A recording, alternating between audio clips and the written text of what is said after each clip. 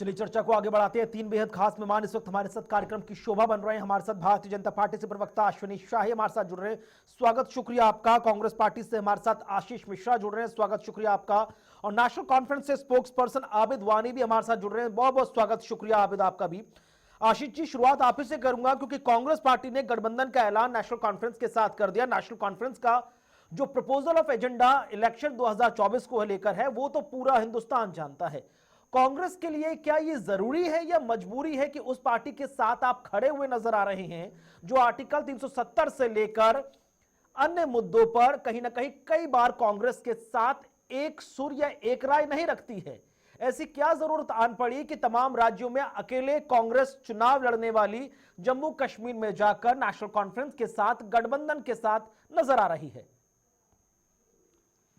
कुणाल भाई देखिए, आपको नमस्कार। पैनल में उपस्थित मेरे सभी साथियों को नमस्कार। मैं आपको एक बात बताना चाहता हूँ, आपका प्रश्न वाजिब है, लेकिन आप ये दौर देखेंगे कि ये जो दौर चल रहा है ये गठबंधन का एक दौर चल रहा है। इस वजह से गठबंधन के साथियों को लेकर चुनाव लड़ा जाता है और निश्चित तौर पर कांग्रेस पार्टी की जो धारणा है तिरंगे के प्रति, वो तिरंगे का सम्मान कल भी था, आज भी है और हमेशा रहेगा। दूसरी बात रह गई धारा 370 का विरोध ना कभी कांग्रेस पार्टी ने किया था, ना किसी और जन ने किया था। हाँ, इतना जरूर था कि जिस प्रकार से धारा 370 को हटाया गया, लोगों को घरों में कैद कर कर इस प्रकार की नीतियों का विरोध किया गया। क्योंकि अगर आपको करना ही था, कोई धारा हटानी है, तो जब हस्ताक्षर राजा हरि सिंह जी के माध्यम से हुआ था तो क्या कहा गया था कि जब होगा जनमत संग्रह के माध्यम से ये बात को तय कर लिया जाएगा और हटा लिया जाएगा। बस इतनी सी बात थी। आपने बल जबरी प्रयोग करके, सेना का उपयोग करके वहां पर लोगों को घरों में कैद कर कर, बड़े बड़े नेताओं को वहां पे जो जनप्रतिनिधि थे उन सभी लोगों को कैद कर कर आपने फैसला सुनाया एक तरफा। यही कारण है ना, आज इतने वर्षों के बाद आपको जम्मू कश्मीर में चुनाव लेने की सूझी तो सही। देश में एक नया परंपरा का दौर चालू हुआ है। आप यकीन नहीं मानेंगे, महाराष्ट्र राज्य के भी ऐसे तमाम नगर पालिका हैं जो 3-3, 4-4 वर्षों से चुनाव नहीं हो रहे। जम्मू कश्मीर की भी यही परिस्थिति थी। खुद चुनाव आयोग के अधिकारी जाके कह रहे हैं कि हमको यहाँ पे सुरक्षा मुहैया कराई जाए। तो वास्तविकता टीवी में क्या दिखाई जा रही है, मीडिया में क्या दिखाई जा रही है और जमीनी स्तर पर क्या हाल है, ये दो सवाल का जवाब दीजिए आशीष जी, दो सवाल का जवाब दीजिए। शुरुआत में आपने कहा तिरंगे का हम सम्मान करते हैं। आप उस पॉलिटिकल पार्टी के साथ मंच साझा करते हुए नजर आ रहे हैं जो कह रही है कि भैया हमारा अपना संविधान, अपना झंडा होना चाहिए। तो क्या आपको ये नजर नहीं आया कि कांग्रेस पार्टी जहां एक तरफ तिरंगे के सम्मान की बात कर रही है, वहीं पर आप दूसरी तरफ उस पार्टी के साथ मंच साझा करते नजर आ रहे हैं जो अपना अलग झंडा और अलग संविधान की बात करती नजर आ रही है? एक तरफ आप ये कह रहे हैं कि भैया आर्टिकल 370 को बलपूर्वक संविधान संसद में लाकर प्रूफ कर दिया गया, हटा दिया गया, सेना के द्वारा करवाया गया। उसके बाद आप ही के तमाम जो नेता थे, कपिल सिब्बल से लेकर अभिषेक मनु सिंघवी से लेकर लोग गए थे ना सुप्रीम कोर्ट। सुप्रीम कोर्ट ने साफ कहा कि भाई जब देश हित में है, देश की भावना एक नजर आ रही है, आवाम की बात, आवाज को हम अनसुना नहीं कर सकते। तो सर ये डबल स्टैंडर्ड्स क्यों सर? कुणाल भाई, आपने इसका मतलब लगता है कि शायद मेरी आवाज तो जा रही है ना बराबर? मुझे आवाज सर जा रही है। आपने जो कहा उसी पर ही मैंने सवाल किया कि आपके लिए ऐसी क्या मजबूरी आने लगी कि आपको जम्मू कश्मीर में नेशनल कॉन्फ्रेंस के साथ गठबंधन करना पड़ गया। आप ये कह रहे हैं कि गठबंधन जरूरी है इंडिया अलायंस के बैनर तले, तो आप आइए हरियाणा में कीजिए गठबंधन आम आदमी पार्टी के साथ, जहां पर आपने लोकसभा चुनाव में किया था। अब आपने तो उसको छोड़ दिया क्योंकि आपको जरूरत नहीं है, यहां जरूरत है इसलिए आप गठबंधन कर रहे हैं। आपको इसका मतलब आपको नहीं पता। फिर मैं आपको देखो फिर से एक बार बता रहा हूँ कुणाल भाई, अगर तिरंगे की बात आ जाएगी और तिरंगे के सम्मान की बात और झंडे और संविधान पे चलेंगे, संविधान को बदलने की बात तो लोकसभा के चुनाव के दरमियान भारतीय जनता पार्टी के नेता सदन से लेके बड़े बड़े मीडिया प्रेस कॉन्फ्रेंस में बड़े बड़े अपने मंचों से किया करते थे। संविधान की कद्र की बात आई ना, जिस संविधान को बदलने की बात कर रहे थे उस संविधान को माथे चढ़ाना पड़ा, एक चीज। दूसरी चीज, जिन्होंने 50 वर्ष से अधिक समय तक अपने हेडक्वार्टर पे तो आरएसएस वाले कभी झंडा नहीं फहरा रहे थे, तिरंगे को मानने के लिए तैयार नहीं थे, आज तिरंगे को सलामी देने के लिए मजबूर है। हमारी नीतियां पहले से निर्धारित थी, हम तिरंगे के पक्ष में थे, आज भी हैं, और हमारी जो विचारधारा है जम्मू एंड कश्मीर में भी तिरंगा ही कांग्रेस लहराएगा। पार्टी ने नेशनल कॉन्फ्रेंस के साथ गठबंधन के ऐलान से पहले उनके इलेक्शन मैनिफेस्टो को ध्यान से देखा कि नहीं देखा सर? और नहीं देखा तो फिर आप बता दीजिए कि 10 के 10 पॉइंट्स चल रहे हैं। और रही बात संविधान को सिर माथे से लगाने की, प्रधानमंत्री नरेंद्र मोदी की जो आप तस्वीर 2014 में जाइए सर, जब आपकी 44 सीटें थी, तब भी वो व्यक्ति वहां पर संविधान को सर माथे पर लगा रहा था। आपके पॉलिटिकल मुझे वो प्रेशर की क्लिप वजह दिखा से, दीजिए। आपके 99 नंबर की वजह से वो वहां पर 240 नहीं, नंबर नहीं, वाला नहीं, व्यक्ति वहां पर ऐसा वो नहीं कर क्लिप रहा है। मुझे दिखा दीजिए कि जिस समय उन्होंने संविधान को सर पे लगाया हो 2014 में। उसके लिए भी आपको लिंक दे दिया जाएगा मंदिर सर। के आपको उसके लिए भी लिंक दे दिया जाएगा, ऐसा कुछ पक्का नहीं है। दीजिएगा, हार्ड एंड पक्का फास्ट रूल दीजिएगा विदाउट 2014 की फैक्टलेस क्लिप चीजों को। पर हम काम नहीं करते। ठीक है, मैं वहां पर सीधे आ रहा हूं आबिद नहीं, जी के देखिए पास। कैसा है, आबिद जी, नेशनल कॉन्फ्रेंस के सुप्रीमो फारूक अब्दुल्ला कई बार मंच से कह चुके हैं, और नो डाउट वो पब्लिकली कह रहे हैं कि ये जो इलेक्शन है वो नेशनल कॉन्फ्रेंस का इलेक्शन है। ग्राउंड जीरो पर जो आम जनता की आवाज है वो उसको महसूस कर सकते हैं, और इस बार हम पूर्ण बहुमत की सरकार अपने बल पर बनाते हुए नजर आएंगे। फिर कांग्रेस के साथ की क्या जरूरत आन पड़ी सर, जब आप अपने बल पर पूरा विधानसभा चुनाव जीत सकते हैं 90 की 90 विधानसभा सीटों पर, then why there is a need of having a Congress on your same platform? Well I would say it's a very good question Kunal Sahab, आपने बहुत अच्छा सवाल किया और उसका जवाब मैं सीधा सीधा दे देता हूं। हमारा जो कांग्रेस के साथ आज तक अलायंस रहा है वो एक आइडियोलॉजिकल बेस्ड अलायंस है, वो सिर्फ सीटों तक शेयर करने तक महदूद नहीं है। हमने आज पहली बार इनके साथ अलायंस नहीं किया है।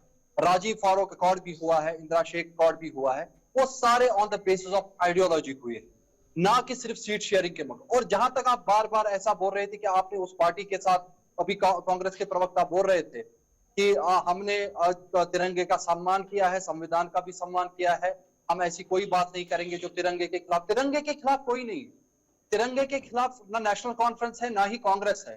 खुसूसन अगर हम नेशनल कॉन्फ्रेंस की बात करें तो तिरंगा तो हमने लहराया है, यहाँ पर कुर्बानियां हमने दी हैं, लोग हमारे मारे गए हैं, वर्कर हमारे मारे गए, मिनिस्टर्स हमारे मारे गए, किडनैपिंग हमारे घरों पे हुई। तो आप बताइए बीजेपी वालों से आपने कौन सी कुर्बानी दी है यहाँ पर तिरंगा लहराने के लिए?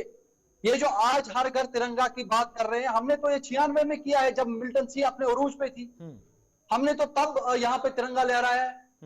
हमारी लड़ाई आइडिया ऑफ इंडिया और कश्मीरी नेशनलिज्म को कोएग्जिस्ट कराने की लड़ाई है, और हमेशा हम उस लड़ाई को आगे लेते रहेंगे।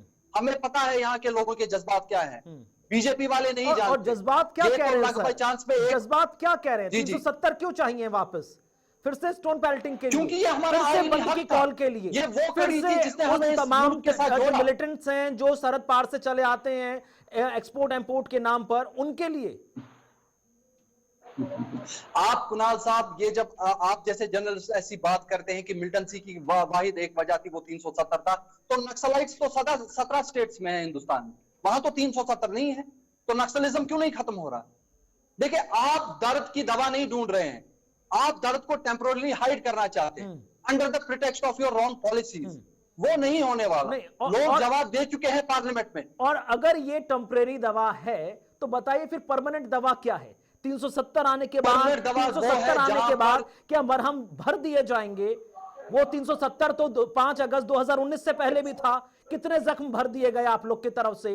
क्या 1990 दुनिया को याद नहीं है सर? सर 1990 की आप जो बात कर रहे हैं, उस मिल्टन का सामना नेशनल कॉन्फ्रेंस ने यहां पर किया है। उस टाइम हिंदुस्तान की जमहूरियत उसके आईन को स्ट्रेंथन नेशनल कॉन्फ्रेंस ने किया है।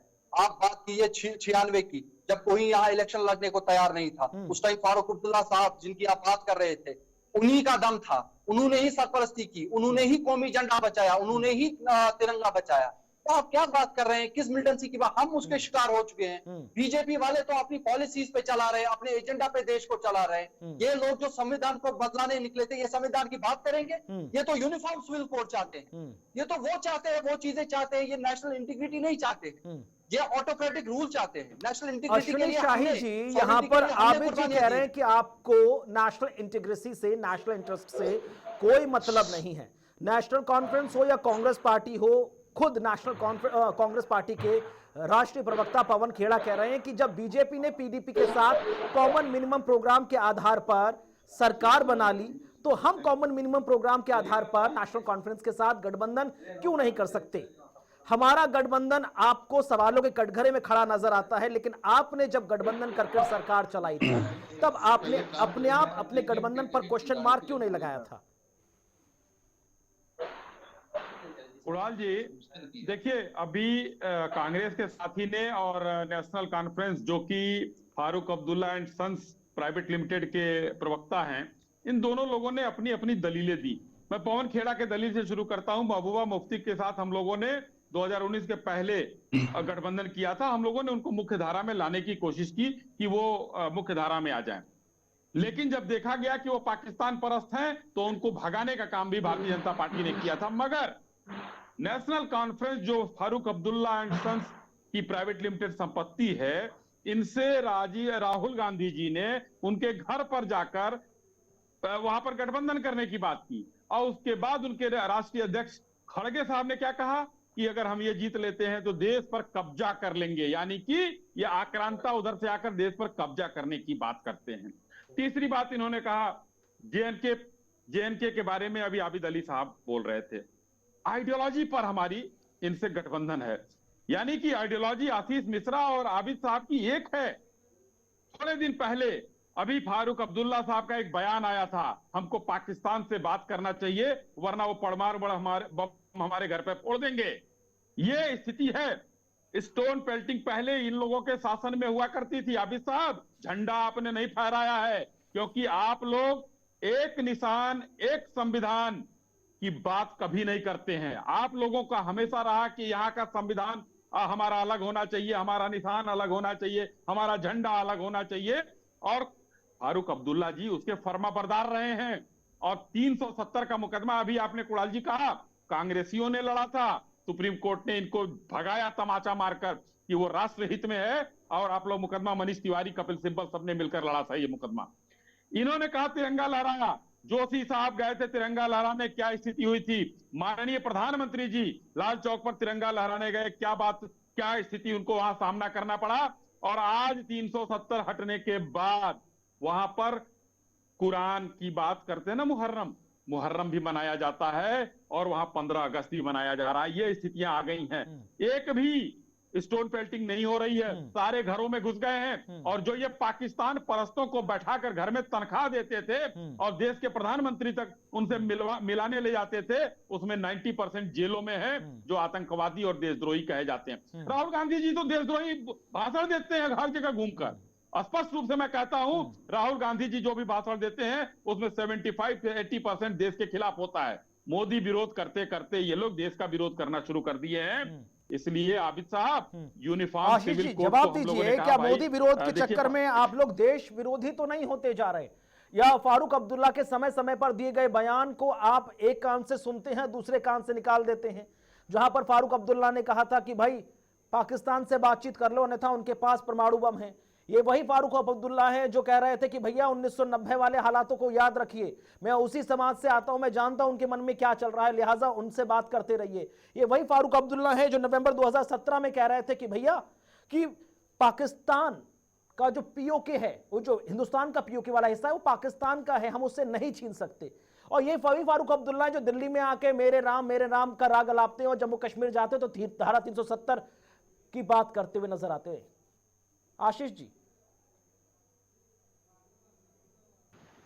कुणाल भाई देखिए, आप बात को समझने की कोशिश कीजिए। जिस प्रकार से अभी हमारे साथी ने बताया आपको कि कॉमन मिनिमम प्रोग्राम के आधार पर अगर हमारा अलायंस होता है, जैसा इन लोगों ने पीडीपी के साथ में किया था, अब इसमें मैं आपको बता रहा हूँ, ये हमारे भाई साहब अश्विनी जी कह रहे हैं कि हमको उनको मुख्य धारा में लाने के लिए हम लोगों ने किया था, उसके बाद जब हमको लगा कि ये दूसरे गतिविधियों में है तो हमने उनको हटा दिया। अरे महोदय, हटा नहीं दिया, अपने सामने चुनाव आ गया था और आपको उसका खामियाजा भुगतना पड़ता, इस वजह से आपको वहां उनके साथ में अलायंस को तोड़ना पड़ा। एक चीज। और पाकिस्तान से बात करने की यदि बात की जा रही है, प्रधानमंत्री नरेंद्र मोदी जी ने अभी विदेश के दौरे पे उन्होंने क्या कहा है? युद्ध हर बात का समाधान नहीं होता। तो इसका अर्थ क्या है? युद्ध हर बात का समाधान नहीं होता। तो अगर फारूक अब्दुल्ला जी ने कहा कि किसी विषय को लेकर पाकिस्तान से हमको बात करनी चाहिए, और बात से ही तो किन्हीं चीजों का हल निकलता है। ये तो अटल बिहारी वाजपेयी जी भी कहते थे। इस बात को क्यों नहीं मानते हो आप? और दूसरी चीज जब बात आती है पाकिस्तान प्रेम की और पाकिस्तान से संबंध की, तो आदरणीय नरेंद्र मोदी जी के नेतृत्व में भारतीय जनता पार्टी कम से कम कांग्रेस पार्टी को तो न सिखाए कि पाकिस्तान से प्रेम किसका है, पाकिस्तान से दुश्मनी किसकी है। हम विचारधारा में थे, क्या इसलिए हमारे आशीष आदरणीय जी मनमोहन सिंह कांग्रेस की बात 10 वर्षों नेशनल तक कॉन्फ्रेंस प्रधानमंत्री उन रहे। तमाम मुद्दों पर हो पाकिस्तान गई के है क्या? प्रधानमंत्री को हमने कभी बुला के न उनका सत्कार किया, न हम उनके यहाँ पे गए। ये तो साहब हमारे ऐसे हैं, बिन बुलाए बिरयानी खाने और केक काटने और साल उड़ाने चले गए। प्रधानमंत्री का शपथ लेने के पहले तेन्ना के एक कोने में बैठ गए थे कि जब तक नवाज बाबू नहीं आएंगे हम शपथ नहीं लेंगे। क्या है ये? तो इस तरह की बातें, एटलीस्ट बातें जो है कम से कम भारतीय जनता पार्टी हमको न सिखाए। हमारी विचारधारा एकदम तय है, कॉमन मिनिमम प्रोग्राम के आधार पर हम समझौता करेंगे। हम वहां पे इंडिया अलायंस में चुनाव लड़ेंगे। आशीष जी थोड़ा सा एक्सप्लेन कीजिए, क्या है कांग्रेस पार्टी की विचारधारा? क्या है कांग्रेस पार्टी की विचारधारा कि अपनी सहूलियत के आधार पर हम पॉलिटिकल पार्टीज के साथ गठबंधन कर लेंगे और हमें जब नंबर्स का बेनिफिट नहीं होगा तब हम उनको अलग कर देंगे? क्या है कांग्रेस पार्टी की विचारधारा? ये तो फ्रेंड्स विद बेनिफिट वाले फॉर्मूले पर आप काम करते हुए नजर आ रहे हैं। आपको तो जनता के मन में क्या चल रहा है उससे कोई मतलब नहीं है। समझने की कोशिश कीजिए। नहीं आप मुझे समझा नहीं पा रहे सर, बताया ना, आप मुझे समझा नहीं पा रहे, स्टेटमेंट के ऊपर ये बात चल रही है, आप मुझे समझा नहीं पा रहे। क्या नेशनल कॉन्फ्रेंस के सुप्रीमो के साथ आप लोगों की on table talk common minimum programme को लेकर बातचीत हुई कि पोस्ट अलायंस हम इन मुद्दों पर हम बात करते हुए नजर आएंगे, आफ्टर प्री अलायंस हम इन मुद्दों पर बात करते हुए नजर आएंगे? Apart from number of seat sharing between the two parties, आपने क्या एजेंडे आपने डिसाइड किए? आज भी नेशनल कॉन्फ्रेंस कह रही है कि 370 की बहाली के लिए हम काम करते हुए नजर आएंगे। आप लोग उसके हक में हैं क्या नहीं है? देखिए, राहुल गांधी जी अभी कल ही आए हैं, 1-2 दिन के अंदर हमारे वरिष्ठ नेता जो है वो प्रेस कॉन्फ्रेंस करेंगे। हमारे मुद्दे क्या होंगे, हमने ठीक है आबिद जी, आबिद जी, नेशनल कॉन्फ्रेंस ने इलेक्शन मैनिफेस्टो जारी कर दिया है और कुछ समय पहले पीडीपी की तरफ से भी मैनिफेस्टो जारी हो गया। सुप्रीमो महबूबा मुफ्ती ने जो बातें की वो आपने सभी सुन ली, ऑलमोस्ट सब चीजें एक से ही नजर आ रही हैं, लेकिन उनका लास्ट में ये स्टेटमेंट कि भाई हमारे जो एजेंडे हैं, हमारे जो प्रपोजल्स हैं, उन पर नेशनल कॉन्फ्रेंस और कांग्रेस अगर हामी भरती है तो हम 90 की 90 सीटें उनको वार देंगे। Are you preparing for this? Kunal साहब पहले मैं जवाब दे दूं बीजेपी के प्रवक्ता का। उन्होंने बोला था कि हमने कोशिश की थी पीडीपी को मुख्य धारा में लाने के लिए। क्या पीडीपी तब तक इलेक्शन कमीशन ने उनको जो सिंबल दिया था या उनको लड़े की, जब वो क्या एक सेपरेटिस्ट पार्टी थी, तो क्या बीजेपी ने देश हित में उनके साथ अलायंस किया था? अगर वो तब तक मुख्य धारा में नहीं आए थे, ये इनके अल्फाज है। फर्दर इन्होंने बोला कि हम पाकिस्तान से बात करने की बात करें। आपको याद होगा वाजपेयी जी ने क्या कहा था कि हम दोस्त बदल सकते हैं लेकिन पड़ोसी नहीं। 4 पॉइंट फॉर्मूला किनके टाइम में हुआ था? The closest we have reached to solve the India and Pakistan problem was in Vajpayee's tenure. तो क्या बात कर रहे हैं, ये हिपोक्रेसी बोल रहे हैं यहाँ पर। इनको आज इनके हित में ये बात नहीं हो रही है, कोई इनके साथ अलायंस करने को तैयार नहीं है। जम्मू कश्मीर में इनके जो पहले पीडीपी अलाइज रह चुके हैं, इनसे पूछे आज वो इनके साथ अलाई करने के लिए तैयार हैं? नहीं करेंगे। इनकी सियासी जमीन बंजर हो गई है कश्मीर में, ये कुछ नहीं कर सकते। पार्लिमानी इंतखाब में इन्होंने अपने कैंडिडेट तक नहीं उठा पाए, यहाँ पर बैठे हमें नेशनलिस्ट होने का दर्ज देते हैं। ये तो हिपोक्रेट्स है, ये तो वाजपेयी साहब की लेगेसी को अबेंडन कर रहे हैं। रही बात आप बोल रहे हैं मैनिफेस्टो की, देखिए हमारा मैनिफेस्टो न कांग्रेस तय करेगा न बीजेपी तय करेगी। हमारी मैनिफेस्टो हमारी वर्किंग कमेटी और हमारी पॉलिटिकल अफेयर्स कमेटी ने तय किया है। अब उसको हम आगे कैसे लेके जाएं वो हमारी जिम्मेदारी है, वो न कांग्रेस की जिम्मेदारी है न वो बीजेपी की जिम्मेदारी है। हमारा जो अलायंस है वो सेक्युलर फोर्सेस के साथ है, और क्योंकि कांग्रेस एक सेक्युलर शैली में आती है इसीलिए नेशनल कॉन्फ्रेंस उनके साथ अलायंस के टेबल पे बैठी है। इनका पॉलिटिकल प्रोग्राम हमसे मुख्तलिफ हो सकता है, लेकिन इनकी जो सेक्युलर और प्लूरिस्टिक आइडियोलॉजी है हम उसके साथ में खड़े हैं, बस इतना सा है। अश्विनी जी जवाब दीजिए कि जो तमाम बातें यहां पर आबिद जी कहते हुए नजर आए हैं, बीजेपी उससे कितना इत्तेफाक रखती है? और अब तो आपके लिए चुनौती तिहरी है। अगर पीडीपी सुप्रीमो महबूबा मुफ्ती ये कह रही हैं कि मेरे एजेंडे पर नेशनल कॉन्फ्रेंस से लेकर कांग्रेस अगर सीधे ग्रीन सिग्नल दिखाते हैं, मैं तो 90 की 90 सीटें उनको वार दूंगी, फिर क्या बचा सर आपके पास? 3 बड़े पॉलिटिकल पार्टीज और तीनों एक साथ एक छत के नीचे हैं, कितनी बड़ी चुनौती बन गई बीजेपी के लिए? कुणाल भाई, वो 90 सीटें दे दें उनको, वार दें, अच्छी बात है। वहां देखिए, लोकतंत्र में जो जनता जनार्दन होती है उसमें कोई दिक्कत नहीं है और सबको जाना चाहिए। यही लोकतंत्र की खूबसूरती है, चुनाव में जनता के पास जाते हैं। मगर एक सबसे महत्वपूर्ण बात है जो आबिद साहब ने कहा कि हम कांग्रेस के साथ आइडियोलॉजी के आधार पर गठबंधन कर रहे हैं। यानी कि आइडियोलॉजी अगर इनकी है कि हम 2 विधान 2 संविधान 2 निशान चाहते हैं वहां, तो कांग्रेस भी वही चाहती है। आप ये ट्विस्ट 370 और मत 35 कीजिए। से रिस्टोर करना चाहती है, यानी कि आइडियोलॉजी सेम है। जो उन्होंने कहा, आपने स्पष्ट रूप से कहा कि आइडियोलॉजी पर हमने गठबंधन किया है। दूसरी बात हम कहते हैं कि वाजपेयी साहब कहते थे हम देश बदल सकते हैं, पड़ोसी नहीं बदल सकते हैं। तो पड़ोसी बदलने का काम आप लोग करिए। आप लोग घर में आतंकियों को बुलाकर पनाह देने का काम करते थे, और कांग्रेस के प्रधानमंत्री जो देश के भी प्रधानमंत्री थे, उन्होंने यासीन मलिक जैसे आतंकवादी को प्रधानमंत्री आवास में बुलाकर सम्मानित करने का काम किया। तीसरी बात, माननीय प्रधानमंत्री जी के ऊपर आप लोग कहते हैं कांग्रेस के मित्र कि वो वहां पर बिरयानी खाने गए थे। शायद कांग्रेसियों को राहुल गांधी समेत, क्योंकि राहुल गांधी खुद बीफ खाते हैं, उन्होंने कभी नहीं ये कोशिश की कि माननीय प्रधानमंत्री जी शाकाहारी आदमी हैं और वहां पर गए थे। तो हिम्मत और जिगरा चाहिए कि बगैर बताए किसी के देश में उतर जाना, ये जिगरा होता है। आप लोगों के समझ में नहीं आएगा, क्योंकि फारूक अब्दुल्ला साहब कहते हैं कि एटम बम हमारे घर में गिराएंगे और हम उनके घर में घुसकर मारते हैं। हमने बालाकोट किया, उनके घरों पर मारा, आप लोगों ने कौवा और चिड़िया गिरने का काम किया। हमने जब सर्जिकल स्ट्राइक की तो आपने डीजीएमओ विचार करते हुए नजर आ रहे हैं। लेकिन ये जनता जनार्दन है जो आने वाले वक्त में 3 चरणों में मतदान के बाद 4 अक्टूबर को नतीजों का ऐलान करती है। बहुत बहुत शुक्रिया आप तीनों खास मेहमानों का, अश्विनी जी, आशीष जी, आबिद, आप तीनों का बहुत बहुत शुक्रिया हमारे इस बेहद खास कार्यक्रम में शामिल होने के लिए। वक्त एक छोटे से ब्रेक का, ब्रेक के बाद भी खबरों का सिलसिला जारी रहेगा।